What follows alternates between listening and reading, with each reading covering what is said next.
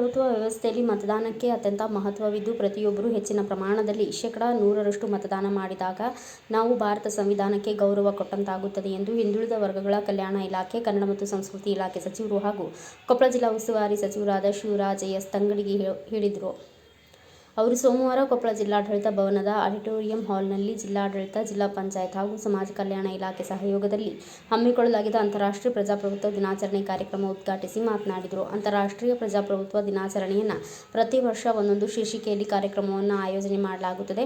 ನನ್ನ ಮತ ನನ್ನ ಹಕ್ಕು ಎಂಬ ಘೋಷವಾಕ್ಯದೊಂದಿಗೆ ಈ ವರ್ಷ ಅಂತಾರಾಷ್ಟ್ರೀಯ ಪ್ರಜಾಪ್ರಭುತ್ವ ದಿನಾಚರಣೆಯನ್ನು ಆಚರಿಸಲಾಗುತ್ತಿದೆ.